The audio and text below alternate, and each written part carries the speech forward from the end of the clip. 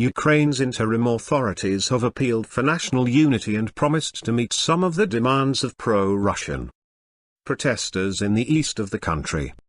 These include the decentralization of power and guarantees for the status of the Russian language. The move came after pro-Russian activists and militias refused to vacate buildings they have taken over. This was despite Thursday's deal on ending illegal occupations. At talks in Geneva, Russia, Ukraine, the EU and US agreed that illegal military groups in Ukraine must leave official buildings, and that there should be an amnesty for anti-government protesters. But protest leaders occupying government buildings in eastern cities such as Donetsk said the interim authorities in Kiev must step down first, as they had taken power in what they said was an illegal coup.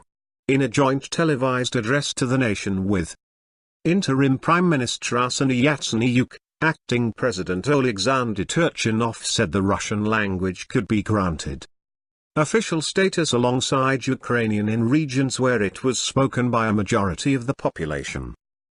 He said the decision had been taken to help reach peace and accord among the citizens of Ukraine.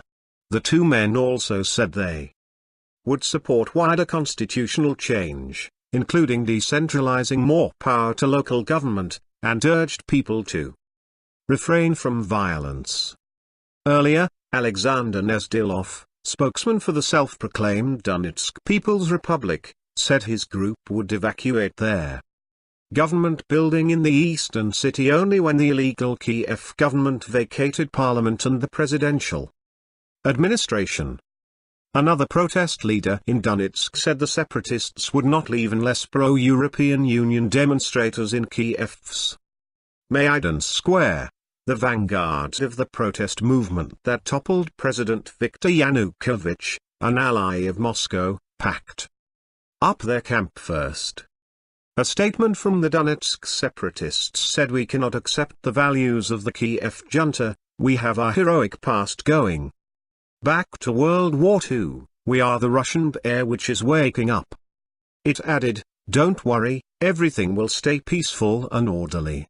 The only problem is if the Kiev junta want war." Their comments were rejected by a US State Department spokeswoman, who said there was a difference between illegal armed occupations by separatists in eastern Ukraine and legal and peaceful protests in Maidan Square. She said, "We see a strong connection with Russia here," adding that the Russian government had a responsibility to encourage the separatists to stand down. Russia hits back at US President Barack Obama has warned that the US and its allies are ready to impose new sanctions on Russia, accused by the West of supporting the Ukrainian separatists, if the situation failed to improve.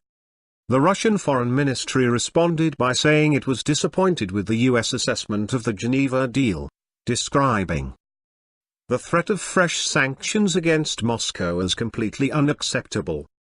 In a statement issued on Friday, the Foreign Ministry also accused US officials of seeking to whitewash what it said was the use of force by the Kiev authorities against protesters in eastern Ukraine.